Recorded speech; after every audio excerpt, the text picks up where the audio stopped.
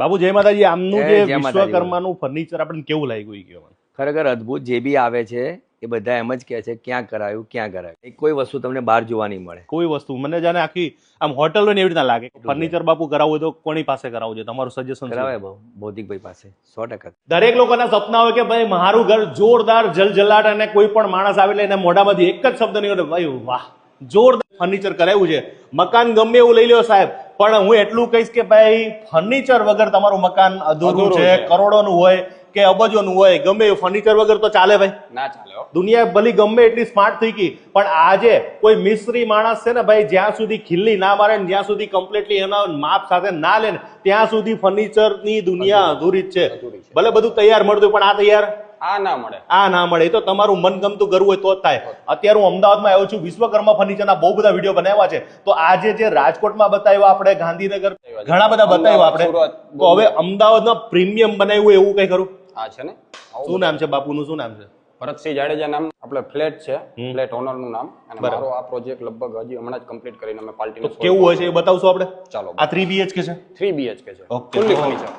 ભાઈ પહેલા તો આ દરવાજો, હવે લોકો આવો ફરજિયાત દરવાજો કરાવે છે, એટલે સેફટી વાળો. MS Safety grill door. આપી છે 5 mm માં. Okay. ફિંગરપ્રિન્ટ લોક જે કોમન છે મારું, એ તો હું નાખું જ છું. હા જો ભાઈ આ ઘર છે. હા.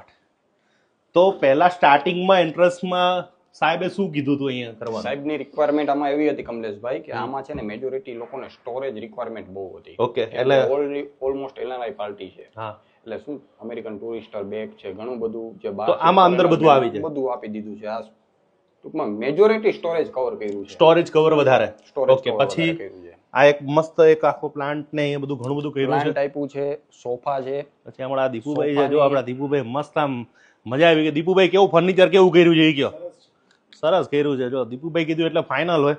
પછી આમાં તમારું શું કરેલું છે એ કયો? અમારું સોફા અમારા છે, ટીવી યુનિટ અમારું છે. ટીવી અમારું નથી, સેમસંગ કંપનીનું આ ફ્રેમ ટીવી છે ભાઈ, ફ્રેમ નથી. એક ખાસિયત છે ભાઈ. હા, તમને લાગતું છે ફ્રેમ હશે, પણ ફ્રેમ વાળું ટીવી છે. ફ્રેમ ટીવી છે. પછી પાછળ આખું કોર્નર ફર્નિચર. પેન લીધી છે.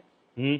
સાઈડમાં બોક્સેસ પાર્ટીશન છે. ઓકે. પછી રોમન ટાઈપના કર્ટન્સ છે. આ કર્ટન છે આપણે કરેલા છે. એસી બેસી બધું આપણે આપી બધું દીધું. AC હવે મને પ્રાઇસ કહી દો કે આ બધું ફર્નિચર કેટલા રૂપિયામાં થયું છે? આ 24 પ્લસ GST માં થશે ભાઈ. 24 પ્લસ GST માં. 24 લાખ. અને કેટલા રૂપિયાથી આપણું સ્ટાર્ટ થતું છે પેકેજ એ કયો? જનરલી આ ડાયમંડ પેકેજ ની અંદર છે. Okay. 3 BHK તમે ધારો તો 18 થી 17 લાખ રૂપિયાથી પણ સ્ટાર્ટિંગ છે. એવું ઓકે. નથી. નાનું પછી 1 BHK ના customize 1 BHK ના ભાવ કહી દો પહેલા. 1 BHK 7.5 લાખ રૂપિયાથી કસ્ટમાઇઝ થાય છે અત્યારે. પ્રીમિયમ ને પ્રીમિયમ બધું જ આવી ગયું. બધું આવી ગયું. જો અહીંયા તમે આ પડદા લગાયા છે. ડબલ લેયર કર્ટન્સ છે. જો ભાઈ. ઇમ્યુનિટી આપી છે. હા, અહીંયા બોક્સ કર્યા છે. આ તમે કર્યું ને ઉપર? હા, એ જે ઓકે. આ જારી તમારી? હા, ઇનબિલ્ડ મારી જારી છે.